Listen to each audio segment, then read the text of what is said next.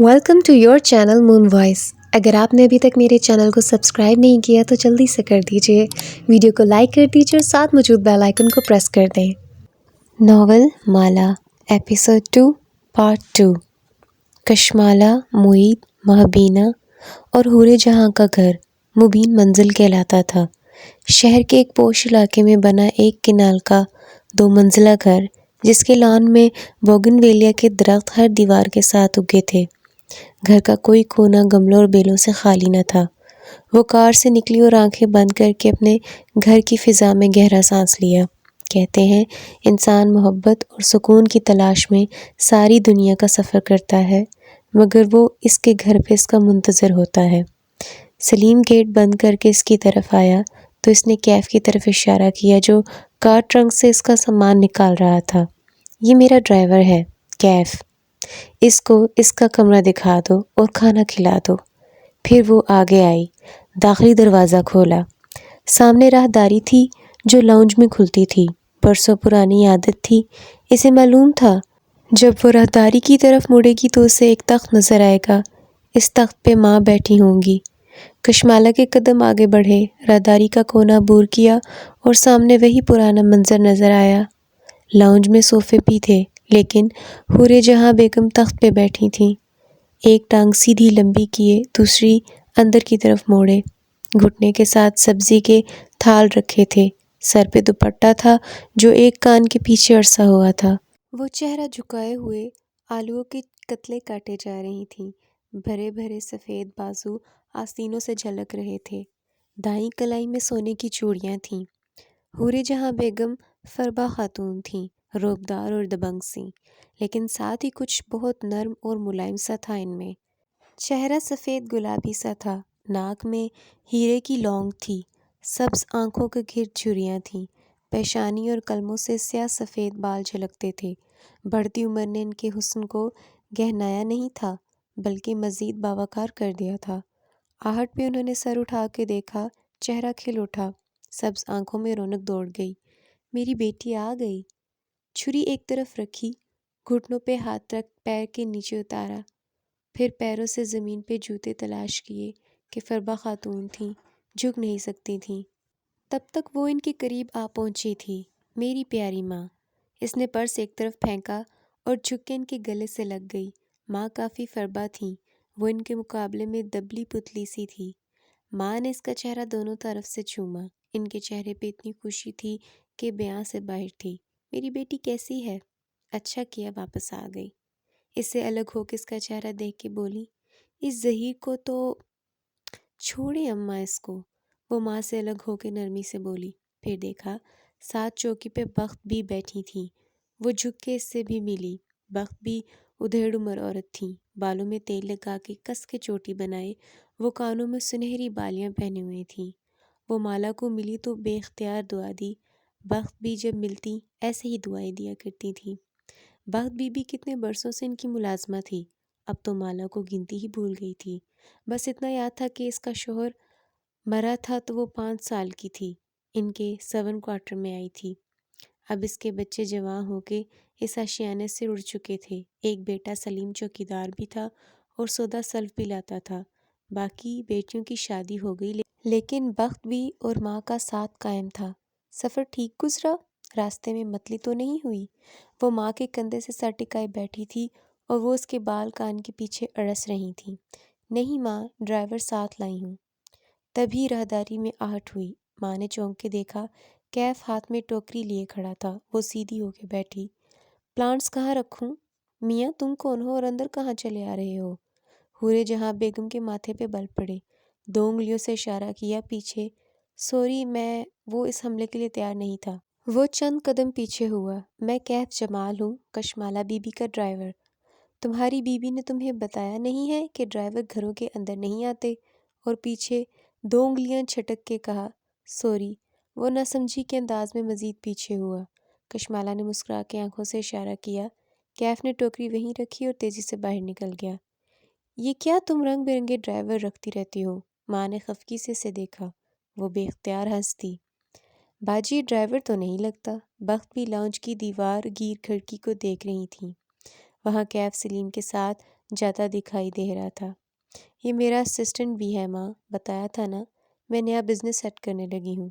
ماں کی سبز آنکھوں میں افسوس سا ابھرا، تعصب سے سر ہلایا۔ کیا کرو گی اتنا پیسہ کما کے مالا؟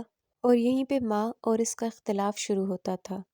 ماں، یہ 21ویں صدی ہے، عورت صرف پیسے کے لیے کام نہیں کرتی، اسے اپنا بھی کچھ چاہیے ہوتا ہے تاکہ اس کی سینٹی برقرار رہے، وہ خود کو گھر کے چولہے میں ضائع نہ کرے۔ حورِ جہاں بیگم کی طرح ماں کے کان کے پاس شرارت سے جھکی۔ ان کی آنکھوں میں خفگی اتری۔ پرے بدتمیز، تمہیں لگتا ہے میں نے خود کو ضائع کیا؟ سر جھٹک کے چھری اٹھا لی اور آلو کے کھٹ کھٹ ٹکڑے کرنے لگی۔ اب پروٹوکول ختم تھا، مالا اب پرانی ہو چکی تھی۔ ماں اس سے زیادہ بچوں کو پروٹوکول دینے کی عادی نہیں تھیں۔ ضائع نہیں کیے تو کچھ پروڈکٹیو بھی نہیں کیا۔ ماسٹرز ہولڈر تھیں مگر بچوں میں لگی رہیں۔ آپ کا سارا دن اسی فکر میں گزرتا تھا کہ آپ کے بچوں نے کھانا کھایا یا نہیں۔ اب وہ بچے اپنی اپنی زندگیوں میں چلے گئے ہیں۔ اگر کوئی کیریئر یا مشغلہ اپنایا ہوتا تو آج فراغت میں آپ کے پاس کچھ کرنے کو ہوتا۔ اب آپ بھی سبزی کاٹ رہی ہیں جو وقت بھی کاٹ سکتی ہیں۔ یہی فرق ہے آپ کی اور ہماری جنریشن میں۔ آپ چولہے سے نہیں نکلتی اور ہم دنیا فتح کرنا چاہتے ہیں۔ وقت تو اپنی مالا بی بی کو بتاؤ کہ ہر انسان دنیا میں اپنا کردار ادا کرنے آتا ہے۔ کسی کا کردار دنیا فتح کرنا ہوتا ہے اور کسی کا اس کی فاتح کی تربیت کرنا۔ مگر مالا مسکرا کے شانے اچکا کے اٹھ گئی۔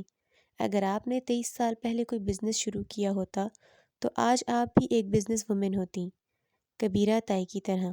ماں نے اپنی چپل کی تلاش میں پیر زمین پہ مارا۔ وہ ہنستی ہوئی بیگ اٹھا کے اپنے کمرے کی طرف چل گئی۔ ماں خفگی سے بڑبڑاتے ہوئے سبزی کی طرف متوجہ ہو گئیں۔ کبیرہ تائی ہماری کہانی کا ایک اہم کردار ہے۔ وہ ابا کے فرسٹ کزن کی بیوی تھیں، ایک خوبصورت، دولت مند اور بااثر خاتون۔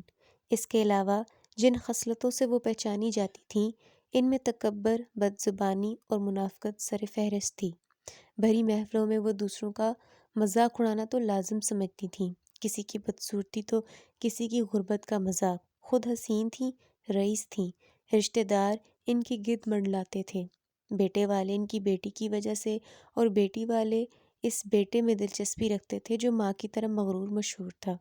اتنا مغرور کہ وہ کبھی پاکستان نہیں آیا تھا، نہ اپنے رشتہ داروں سے ملا تھا۔ ان کا بیٹا جب 3-4 برس کا تھا تب وہ لوگ انگلینڈ میں شفٹ ہو گئے تھے۔ کئی برس بعد ان کی فیملی خود تو پاکستان سیٹل ہو گئی، لیکن ان کا بیٹا لوٹ کے نہیں آیا، نہ اسے کبھی کسی نے دیکھا، نہ کوئی اس سے ملا۔ بس کبیرہ تائی تھیں جو ہر محفل میں بیٹھ کے اپنے بیٹے کی کامیابی اور وجاہت کے قصے سنایا کرتی تھیں۔ اپنے بیٹے پہ ان کو بہت ہی مان تھا۔ ماہی کا کہنا تھا کہ ان کا بیٹا بھی انہی کی طرح ہوگا، سائیکو کیس۔ کبیرہ تائی کو کوئی نفسیاتی عارضہ بھی تھا۔ وہ لوگوں کو اپنے گرد جمع کر کے تسکین محسوس کرتی تھیں۔ کسی بھی رشتہ دار کے گھر خوشی غمی ہوتی تو فوراً پہنچ جاتی، مہنگے گفٹس، بھاری سلامیاں، پھر اس سے رشتہ دار کے گھر بیٹھ کے باقی خاندان کا مذاق اڑاتی۔ سارے خاندان میں اگر کبیرہ کی کسی سے نہیں بنتی تھی تو وہ حورِ جہاں بیگم تھیں۔ ماں جب بیاہ کے اس خاندان میں آئیں تو کبیرہ نے ان کو بھی اپنی دولت سے دبانے کی کوشش کی، لیکن حورِ جہاں ان عورتوں میں سے نہیں تھی جن کی اپنی کوئی آواز نہیں ہوتی، یا وہ کسی کی دولت سے متاثر ہو کے اپنی آواز کھو دیتی ہیں۔ حورِ جہاں اپنے آپ میں حسین بھی تھیں اور پڑھی لکھی بھی۔ ان کو کسی قسم کے احساسِ کمتری نہ تھا۔ پہلی دفعہ جب بھری محفل میں انہوں نے کبیرہ کو کسی کا مذاق اڑاتے اور خاندان والوں کو مسکراتے سنتے دیکھا تو ٹوک دیا، دیکھو کبیرہ، سب کی صورتیں شکلیں اللہ نے بنائی ہیں، جو خوبصورت ہیں ان کی خوبصورتی ہی ان کا امتحان ہوتا ہے، ایسے غرور نہ کیا کرو، اللہ کو یہ نہیں پسند۔ ایسے کئی موقعوں پہ ہوا، یہاں تک کہ ایک محفل میں جب کبیرہ اپنی نند کا ذکر کرتے ہوئے کچھ کہنے لگیں تو حورِ جہاں یہ کہتے ہوئے اٹھ گئیں کہ میں ایسی محفل میں نہیں بیٹھوں گی جہاں کسی کا مذاق اڑایا جائے، میں نے اللہ کو جواب دینا ہے۔ محفل میں دوسرے لوگ بھی دبی دبی آواز میں بولنے لگے، آہستہ آہستہ سب تتر بتر ہو گئے۔ وہ کبیرہ جس کے آگے سارا خاندان بچ جاتا تھا، اس کو 4 صدق کے عام سے گھرانے کی ہاؤس وائف ٹوک کے اٹھ گئی تھی۔ کبیرہ بیگم کی ایسی توہین کسی نے کبھی نہ کی تھی۔ سعید کا کہنا تھا کہ یہ اتنی بڑی بات نہیں تھی، لیکن کبیرہ تھوڑی سائیکو تھی۔ ایسے لوگوں کو ہمیشہ ایک ویلن کی تلاش ہوتی ہے جس کو وہ اپنی بے سکونی کے لیے الزام دے سکیں۔ اس لیے اس دن سے کبیرہ نے حورِ جہاں کے ساتھ بیر پال لیا۔ ایسے چند واقعات اور بھی ہوئے۔ تب کبیرہ انگلینڈ میں رہتی تھیں، وہاں بیٹھ کے بھی سارے پاکستان کی خبر رکھتی، سال میں 3-4 چکر بھی لگا لیتی۔ انہوں نے خاندان میں مشہور کرنا شروع کر دیا کہ حورِ جہاں اس سے جلتی ہے۔ 1-2 الزام بھی لگائے ماں پر۔ کوئی 9-10 سال پرانی بات ہے جب کبیرہ اور ماں کا اسی طرح ایک محفل میں پھر سے ٹاکرا ہو گیا۔ کبیرہ نے کسی کی بے عزتی کی اور ماں نے سب کے سامنے اس غریب رشتہ دار کی سائیڈ لی۔ اس دن کے بعد کبیرہ اور ماں کی بول چال ختم ہو گئی۔ دوبارہ محفلوں میں ایک دوسرے کو جب بھی دیکھا، ماں پھر بھی سلام کہہ دیتی، لیکن کبیرہ گھمنڈ اور نفرت سے سر موڑ کے گزر جاتی، جیسے سنا ہی نہ ہو۔ ماں ہی ماں کو منع کرتی تھی، وہ جواب نہیں دیتی تو آپ کیوں سلام کرتی ہیں؟ لیکن ماں بڑے ہی سکون سے کہتی، دیکھو اللہ نے ہم پر سلام فرض کیا ہے، بیٹھ کے گپے مارنا فرض نہیں کیا، میں بس اتنا کر رہی ہوں جتنا میرے اوپر فرض ہے۔ اب اتنے برس ہو گئے تھے، کبیرہ پاکستان واپس آ گئیں، لیکن دونوں کے تعلقات بحال نہیں ہوئے تھے۔ کبیرہ کا نام اب ان کے لیے ایک مذاق تھا۔ مالا ماں کو تنگ کرنے کے لیے اس کا نام لیتی۔ ماہی کو جب کسی انسان کو شدید برا کہنا ہوتا تو اس کو کبیرہ سے ملا دیتی۔ اور رہا سعید، تو جب اس کی ماہی سے لڑائی ہوتی تو وہ کہتا، پہلے زمانے میں میل ہوتی تھی، اب ای میل ہوتی ہے، ایسے ہی پہلے زمانے میں کبیرہ تھی اور اب ای کبیرہ ہوتی ہے، اور وہ تم ہو ماہی۔ وہ فریش ہو کر کمرے سے نکلی تو معید کچن کے دروازے پہ کھڑا تھا، ہاتھ میں سیب پکڑے کھا رہا تھا۔ اسے دیکھ کے ہنس دیا، پھر کیسا مذاق کیا ظہیر نے آپ کے ساتھ؟ وہ قریب آیا اور بند مٹھی اس کی طرف بڑھائی۔ مالا نے ہنس کے اپنی بند مٹھی اس کی مٹھی سے ٹکرائی۔ بدتمیز۔ پھر سر سے پیر تک معید کو دیکھا۔ اپنی سناؤ، ماں کو ٹائم دیتے ہو یا فون پہ اپنی دوسری ماؤں کے ساتھ لگے رہتے ہو؟ وہ جھیم گیا، میری ماں اس وقت صرف جنرل سرجری ہے، اوکے؟ معید نکلتے ہوئے قد کا جوان تھا، کلین شیو، ماتھے پہ کٹے ہوئے بال، ماہی جیسی بھوری آنکھیں، چہرے پہ ہر وقت سجی مسکراہٹ اور کانوں میں ہینڈ فری۔ وہ جنرل سرجری میں ٹریننگ کر رہا تھا۔ گھر اس کے لیے ہوٹل کی طرح تھا جہاں وہ صرف سونے آتا تھا۔ یہ باہر تمہارا ڈرائیور ہے؟ معید نے سیب کی بائٹ لیتے ہوئے سرسری سا پوچھا۔ اف، یہ سوال کیا تھا؟ اگر کیف جمال یونیفارم پہن لیتا یا اتنا خوش شکل نہ ہوتا۔ ایک تو سب کو میرے ڈرائیور سے کیا مسئلہ ہے؟ وہ چڑی نہیں تھی، نہ اسے غصہ آیا، بس اس تکرار سے تھک گئی تھی۔ مسئلہ نہیں ہے بابا، میں تو کہتا ہوں مجھے بھی اپنا ڈرائیور رکھ لو، بڑا سکوپ ہے اس کام کا۔ وہ سیب کھاتے ہوئے آگے بڑھ گیا۔ اس کے پاس گھر والوں کے لیے بس اتنا ہی وقت ہوتا تھا۔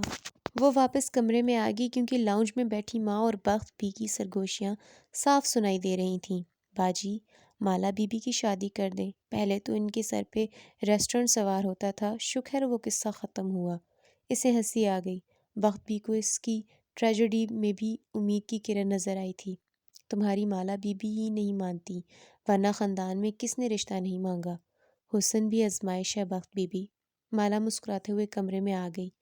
اسے اس ذکر کی اتنی عادت تھی کہ اب فرق نہیں پڑتا تھا۔ یہ نہیں تھا کہ اسے کسی حسین ترین مرد سے شادی کرنی تھی، نہیں، بس وہ ذہین ہو، اس کے کام کو سپورٹ کرے، کم از کم ویسا ہو جیسی وہ خود ہے، اور یہ ساری خوبیاں اس کے رشتہ داروں کے بیٹوں میں ایک ساتھ نہیں تھیں۔ کھڑکی کے پردے ہٹائے تو لان نظر آیا۔ کیف گیٹ کے ساتھ بنے گارڈ روم کے باہر کرسی ڈالے گود میں لیپ ٹاپ رکھے ٹائپ کر رہا تھا۔ اس نے مالا سے کہہ رکھا تھا کہ وہ اپنے بزنس پلان پہ کام کر رہا ہے، اس لیے جب فارغ ہوگا اپنا کام کرتا رہے گا۔ مالا کو ظاہر ہے اعتراض نہیں تھا، البتہ اس نے نوٹ کیا کہ سلیم ساتھ والی کرسی پہ بیٹھا دلچسپی سے کیف کو دیکھ رہا تھا۔ دونوں بات بھی کر رہے تھے۔ خیر اسے کیا، وہ وہاں سے ہٹ گئی۔ یہ کمپیوٹر آپ کا اپنا ہے؟ نیا لگتا ہے۔ سلیم نے متاثر ہوتے ہوئے انگلی لیپ ٹاپ کے کنارے پہ پھیری۔ کیف نے ایک نظر اسے دیکھا۔ تمہیں اگر کوئی فلم وغیرہ دیکھنی ہو تو میرے کمپیوٹر پہ دیکھ لینا، فراخ دلی سے آفر کی۔ سلیم کا چہرہ کھل اٹھا۔ شکریہ کیف بھائی۔ ذرا دیر کو خاموشی کا وقفہ آیا۔ گھر میں کون کون ہوتا ہے؟ ٹائپ کرتے ہوئے سرسری سے سوال کیا۔ معید بھائی اور بڑی باجی، سلیم جوش سے بتانے لگا۔ پہلے بڑی باجی کی چھوٹی بہن بھی یہاں رہتی تھی، مالا بی بی کی خالہ، وہ بیمار تھیں، محتاج تھیں، بڑی باجی نے ان کی بڑی خدمت کی، میری امی کے ہاتھوں میں ہی وہ فوت ہوئیں۔ بڑی باجی کے سارے بچوں کی شادی ہو گئی۔ نہیں، صرف ماہی باجی کی ہوئی ہے، وہ کینیڈا ہوتی ہیں۔ سلیم کینیڈا کو کنیڈا کہتا تھا۔ اچھا، مالا بی بی کی منگنی بھی نہیں ہوئی؟ اسے تعجب ہوا۔ وہ سب سے بڑی ہے نا، ان کو شادی کا شوق نہیں ہے جی، وہ بس اپنا کام کرتی رہتی ہیں۔ سلیم کو اس کے علاوہ کوئی وجہ سمجھ میں نہیں آئی۔ کیف کی ٹائپ کرتی انگلیاں رک گئیں۔ وہ سوچتی نظروں سے اسکرین کو دیکھنے لگا۔ یہ ممکن نہیں تھا۔ اس کا خیال تھا اس کی کوئی منگنی وغیرہ تو ہو چکی ہوگی، شاید ہو کے ختم ہو گئی ہو، لیکن ایسا نہیں تھا۔ یہ شاید کچھ اور تھا جو اسے چبھ رہا تھا۔ چند دن پہلے تک کشمالہ مبین اس کا ایک ٹارگٹ تھی جس کے پاس اسے نوکری کرنی تھی۔ وہ اکیلی تھی، کام، ریسٹورنٹ، گھر، لیکن آج اس نے کچھ اور دیکھا تھا۔ وہ اب صرف ایک ٹارگٹ نہیں تھی، اس کی ایک فیملی۔ وہ اکیلی نہیں تھی۔ لاہور آنا پلان کا حصہ نہیں تھا، شاید یہ نہیں ہونا چاہیے تھا۔ رات تک وہ گھر سے نہیں نکلی، بس کمرے میں پڑی سوتی رہی۔ کیف سے اس کی ملاقات بھی نہیں ہوئی۔ وہ اسے گویا یہاں لا کے بھول ہی گئی تھی۔ ڈرائیورز گھر کے اندر نہیں آیا کرتے تھے۔ ان کا داخلہ صرف ڈیوٹی سے کچن تک محدود تھا۔ ان کے لاؤنج سے ملحقہ بڑا سا کچن کلین کچن کہلاتا تھا۔ کلین کچن سے ایک دروازہ چھوٹے سے ڈرٹی کچن میں کھلتا تھا اور ڈرٹی کچن سے ایک دروازہ باہر کی طرف، تاکہ ملازم یعنی سلیم باہر سے ہی ڈرٹی کچن میں آئے اور اپنا ناشتہ چائے وغیرہ بنا کے وہیں سے رخصت ہو جائے۔ ماں کو مرد ملازموں کا گھر کے اندر آنا پسند نہیں تھا۔ کھانا البتہ سب کا ماں خود بناتی تھی۔ وہ کسی اور کے ہاتھ کا کھانا نہیں کھا سکتی تھی، بلکہ اکثر اپنے ملازموں کی فرمائش پہ کھانے اور میٹھے بنایا کرتی تھیں۔ ماں ہی کہتی تھی ماں نے ان کو ملازم نہیں رکھا، انہوں نے ماں کو مالک رکھا ہوا ہے۔ بخت بھی اور سلیم کا کمرہ بیسمنٹ میں تھا۔ بیسمنٹ کی سیڑھیاں گھر کے باہر تھیں تاکہ ملازموں سے پرائیویسی رہے۔ انہوں نے کیف کو بھی بیسمنٹ میں ایک کمرہ دے دیا جسے اس نے چپ چاپ قبول کر لیا۔ صبح فجر پہ اس کی آنکھ لاؤنج میں ہوتی کھٹ پٹ پہ کھلی۔ اسے معلوم تھا ماں ہوں گی۔ ماں فجر خوب شور کر کے پڑھا کرتی تھیں تاکہ ان کے بچوں کی نیند ایسے خراب ہو کہ وہ دوبارہ نہ سو سکیں۔ اسلام آباد میں نمازیں اوپر ہو جایا کرتی تھی، لیکن لاہور میں مجال تھی کہ ایسا ہو۔ وہ نماز پڑھ کے جے نماز پہ بیٹھی اور سوچا کہ کیا دعا مانگے۔ اسے اس وقت سب سے زیادہ کیا چاہیے تھا؟ نیا بزنس۔ وہ دوبارہ سے برسر روزگار ہو جائے، اپنے پیروں پہ کھڑی ہو جائے، اور اب سے کوئی مرد اسے زہیر کی طرح دھوکہ نہ دے سکے۔ دعا مانگ کے وہ اٹھی اور جمائی لیتے ہوئے کھڑکی کے سامنے آئی تو رک گئی۔ اندھیرے لان میں گارڈ روم کے سامنے وہ گھاس پہ جائے نماز ڈالے دو زانوں بیٹھا تھا۔ وہ شاید نماز پڑھ چکا تھا، اب بس یوں ہی سر جھکائے بیٹھا تسبیح والے دانے گرا رہا تھا۔ اسے بہت عجیب لگا، مانا کہ بہت سے لڑکے لاپرواہ اور مغربی حلیے کے باوجود نمازیں پڑھتے ہیں، لیکن تسبیح؟ اسے نہیں یاد تھا کہ اس نے کبھی کسی نوجوان کو ہاتھ میں تسبیح پکڑے دیکھا ہو۔ وہ خود بھی تسبیحوں کی عادی نہیں تھی، وقت ہی نہیں ملتا تھا۔ کیف جمال تسبیح پڑھتا تھا، عجیب بات تھی۔ صبح بخت بھی جب اس کے کمرے میں کافی لائیں تو اسے حیرت ہوئی۔ آپ کو کب سے کافی بنانی آ گئی؟ اس موئے ڈرائیور نے بنائی ہے۔ میں نے اسے چائے کی چیزیں پکڑائی تو بابو آگے سے بولا میں چائے نہیں پیتا، مجھے کافی میکر دو۔ پھر خود ہی کچن سے معید کا پرانا کافی میکر ڈھونڈ لایا اور سیٹ کر دیا۔ بازار سے موٹے بیجوں والے ڈبے بھی لے آیا اور ساتھ یہ مجھے پکڑا دی کہ میری بیوی یہی پیتی ہیں۔ وہ ہنس تھی۔ مبین منزل کو پہلی دفعہ ایسا رنگ برنگا ملازم ملا تھا۔ بخت بھی سے ہضم نہیں ہو رہا تھا۔ چھوٹی باجی، اس لڑکے کو ذرا فاصلے پہ رکھیو، مجھے یہ وارداتیہ لگتا ہے۔ اچھا بخت بھی، اب جائیں اور کیف سے کہیں تیار رہے، اس نے مجھے سیلون لے کر جانا ہے۔ شام میں عزت کا نکاح کا فنکشن تھا اور ست شکر اس کے چہرے پہ ایک بھی پمپل نہیں تھا، ورنہ عموماً کسی فنکشن سے پہلے ہی یہ پمپل حاضری دیا کرتے تھے۔ اس نے گھڑی دیکھی، ابھی فیشل کروا لے تو شام تک اس کا اثر آنے لگے گا۔ وہ باہر آئی تو کیف گارڈ روم کے باہر کرسی پہ بیٹھا تھا۔ ہاتھ میں اسکیچ بک تھی اور وہ پینسل سے اس پر کچھ کر رہا تھا۔ اسے دیکھ کے کھڑا ہو گیا، اسکیچ بک پیچھے کر لی۔ آج جینز پہ سفید ٹی شرٹ پہن رکھی تھی، پیروں میں جوگرز تھے اور چہرے کی ہلکی بڑی شیف ویسی ہی تھی۔ کیا کر رہے ہو؟ وہ اس کی اسکیچ بک کو دیکھتے ہوئے قریب چلی آئی۔ پرس کہنی پہ ٹانگے، بال کیچے میں باندھے، وہ آنکھوں پہ سیاہ چشمہ لگائے ہوئے تھی۔ کیف کے چہرے پہ جھیم جانے کا تاثر ابھرا، رخسار ہلکے سے گلابی ہوئے، یہ شاید دھوپ کے باعث ایسا لگا تھا۔ یوں ہی فارغ وقت میں اسکیچز بناتا ہوں۔ کیا بنا رہے ہو؟ دکھاؤ، وہ دوستانہ لہجے میں کہتی اس کے عین سامنے آ کھڑی ہوئی۔ اب وہ دونوں دھوپ میں تھے، چھاؤں پیچھے رہ گئی تھی۔ کیف نے اسکیچ بک کھول کے اس کے سامنے رکھی، صفحے پلٹائے۔ اس پہ موٹر بائک کا سیاہ سفید اسکیچ بنا تھا۔ تمہیں موٹر بائکس پسند ہیں؟ بہت زیادہ۔ وہ تھوڑا شرمندہ نظر آ رہا تھا۔ مالا نے غور سے اسکیچ کو دیکھا۔ یہ ہیوی بائک ہے، کافی مہنگی ہوتی ہے۔ اگر تم اپنا نیا بزنس اس لیے شروع کرنا چاہتے ہو کہ ایک دن تم یہ بائک خرید سکو تو یہ ایک غلط اپروچ ہے، نرمی سے تنبیہ کی۔ اسے سمجھ میں آ گیا تھا کہ وہ نوجوان قرضوں کا شکار کیوں تھا، مہنگی بائکس کا شوق، مہنگا لیپ ٹاپ، قیمتی فوٹوگرافی آلات امپورٹ کروانا۔ وہ اپنی بساط سے اونچی جست لگانا چاہتا تھا اور ایسے میں زمین اس کے قدموں تلے سے نکل جاتی تھی۔ کیف نے جواب نہیں دیا، کار کی طرف بڑھ گیا جیسے وہ اس کی بات سے اتفاق نہیں کرتا تھا۔ وہ خاموشی سے ڈرائیو کر رہا تھا جب صفورہ کی کال آنے لگی۔ کیف کیسا کام کر رہا ہے؟ تم اس سے مطمئن ہو نا؟ مالا کا فون کار سے کنیکٹڈ تھا، آواز بخوبی اسپیکر پہ گونجنے لگی۔ ہاں، کیف اچھا کام کر رہا ہے، کافی سمارٹ اور سمجھدار ہے، ساتھ ہی اپنے نئے بزنس پلان کو بھی وقت دیتا ہے۔ وہ سادگی سے کہتے ہوئے باہر دیکھ رہی تھی۔ وہ ان لوگوں میں سے نہیں تھی جو کسی کو اس کے سامنے اس لیے نہیں سراتے کہ وہ سر نہ چڑھ جائے۔ جو سچ ہو اسے کہہ دینا چاہیے۔ سمارٹ ہوتا تو اب تک کامیاب ہو چکا ہوتا۔ اس کے لیے اچھا ہے کہ تمہارے پاس ہی جاب کرتا رہے، ورنہ اس کا اپنا کام کبھی کامیاب نہیں ہونا۔ اور ہاں، بس یہ دھیان کرنا کہ وہ تم سے ایکسٹرا پیسے نہ لے، تھوڑا سا لالچی بھی ہے، میرا کزن ہے نا، مجھے اس کا پتہ ہے۔ صفورہ اتنا تیز تیز بولے جا رہی تھی کہ اسے اسپیکر آف کرنے کا موقع ہی نہیں ملا۔ بے اختیار کیف کے کندھے کی پشت کو دیکھا، وہ خاموشی سے ڈرائیو کر رہا تھا۔ ہے کہاں وہ؟ ذرا بات کراؤ میری۔ صفورہ اپنے تئیں ایک اچھی دوست ہونے کا ثبوت دے رہی تھی۔ کیف نے ایک ہاتھ ہلا کے نفی کا اشارہ کر دیا، کہا کچھ نہیں۔ چونکہ بیک ویو مرر اوپر کی طرف تھا، اس کا چہرہ نہیں دیکھ سکتی تھی۔ ابھی وہ مصروف ہے، تم بعد میں اس سے خود ہی کال کر لینا۔ کال بند ہونے کے بعد بھی کار میں ایک عجیب سی ٹینشن پھیل گئی۔ اسے معلوم نہیں تھا کہ تم سن رہے ہو۔ وہ کچھ غلط نہیں کہہ رہی تھی۔ کیف جمال ایک لوزر ہے اور رہے گا۔ اس کا لہجہ سپاٹ تھا۔ جان میکسویل کہتا تھا تم پیسے نہیں جیت سکتے، اس کو کمانے پہ فوکس کرو، تم مادیت پرست کہلاؤ گے۔ کمانا چاہو اور نہ کما سکو تو لوزر ہو۔ بہت کما کے خرچ نہ کرو تو کنجوس ہو، اگر کما کے خرچ کرتے رہو تو فضول خرچ ہو، اگر کمانے کی فکر نہ کرو تو تم انیمبیشیس ہو، اگر بڑھاپے تک بہت سے پیسے کے مالک ہو تو تم بیوقوف ہو کہ اس پیسے کو قبر میں لے جانا چاہ رہے تھے۔ پھر کیا کرنا چاہیے پیسوں کے ساتھ؟ پیسے سے جیتنے کا بس ایک ہی طریقہ ہے، اس کو مٹھی میں نہیں دبا لینا، بلکہ ڈھیلی گرفت کے ساتھ اس کو پکڑنا ہے اور پھر کھلے دل سے اس کو قابل قدر چیزوں کو حاصل کرنے پہ صرف کرنا ہے۔ ذرا توقف سے بولا، آپ سے ایک درخواست ہے، دوبارہ ان کی کال آئے تو مجھ سے بات مت کروائیے گا۔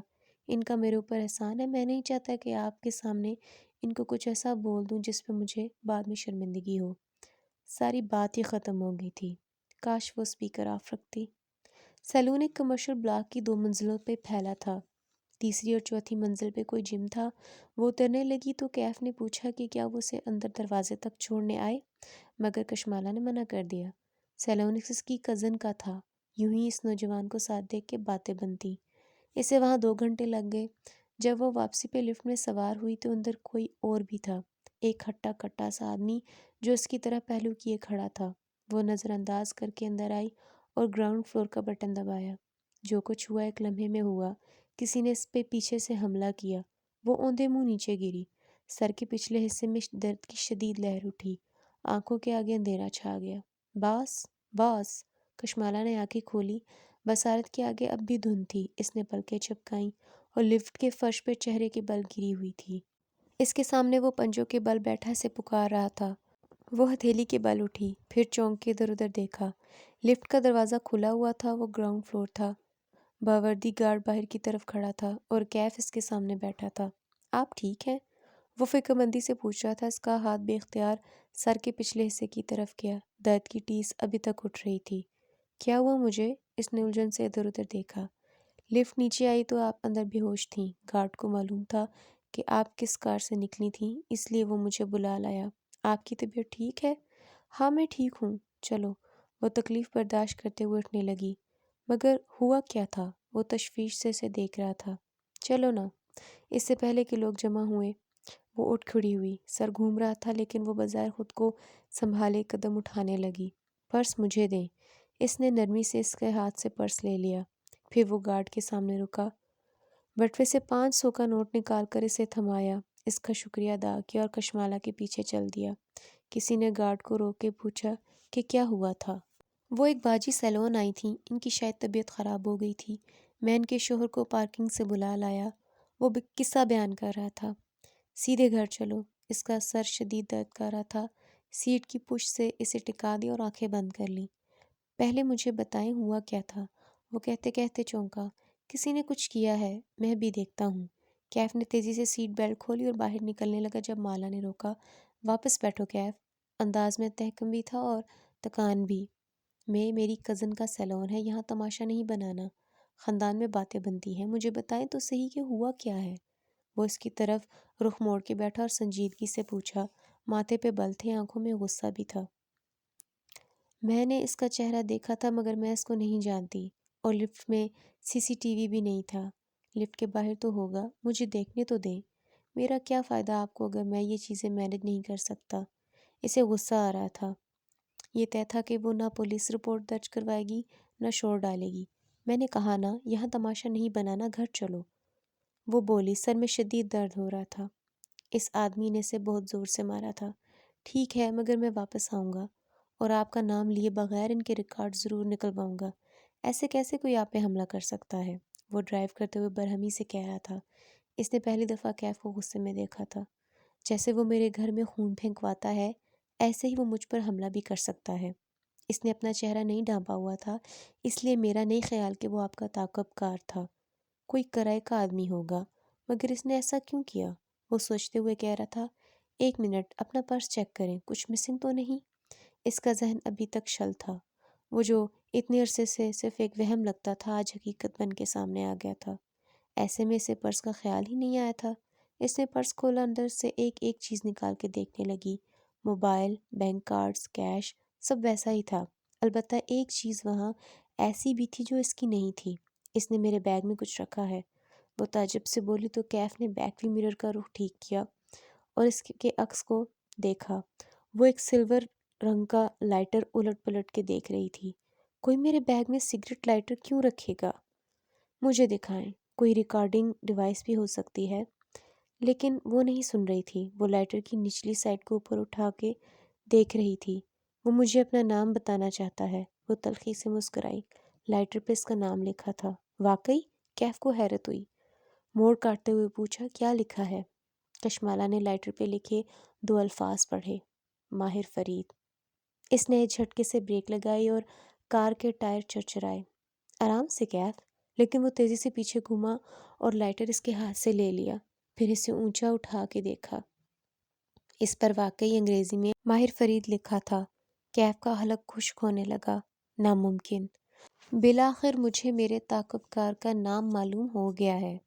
کیف نے چہرہ موڑ کے اسے دیکھا، اس کا چہرہ گلابی سا ہو رہا تھا، سبز آنکھوں میں الجھن تھی، نہ سمجھی تھی۔ اس نے بہت سا تھوک خشک گلے سے نیچے اتارا۔ آپ کسی ماہر فرید کو جانتی ہیں؟ لہجہ سرسری بنایا۔ نہیں۔ کشمالہ نے گردن دائیں بائیں ہلائی۔ میں نے یہ نام پہلی دفعہ سنا ہے۔ میں لائٹر رکھ لوں؟ اس کو چیک کرنا ہوگا، اندر کوئی ریکارڈنگ ڈیوائس نہ ہو۔ کشمالہ نے اس بات میں سر ہلایا۔ وہ واپس کار سٹارٹ کرنے لگا، البتہ اس کے چہرے کی رنگت اڑی اڑی سی تھی۔ گھر کے پورچ میں جب وہ کار سے نکلی تو دیکھ سکتی تھی کہ وہ پریشان لگ رہا تھا۔ صفورہ تمہارے بارے میں غلط تھی۔ جو لوگ پیسے کے لالچی ہوتے ہیں وہ گارڈز کو ٹپ نہیں دیتے۔ وہ چونکا۔ اس حالت میں بھی وہ نوٹ کر گئی تھی۔ وہ پھیکا سا مسکرایا۔ آپ نے پیٹرول کے جو پیسے دیے تھے، اس میں سے دیا تھا۔ اس کے جانے کے بعد کیف کے تاثرات بدلے، چہرے پہ برہمی در آئی۔ اس نے فون نکالا اور وائٹ ہیئر کی چیٹ کھولی۔ تم میرے ساتھ کوئی ڈبل کھیل رہے ہو نا؟ یہ حرکت تمہاری یا تمہارے آدمیوں کی ہے نا؟ انگلیاں تیزی سے ٹائپ کر رہی تھیں۔ وہ شدید بے بسی محسوس کر رہا تھا۔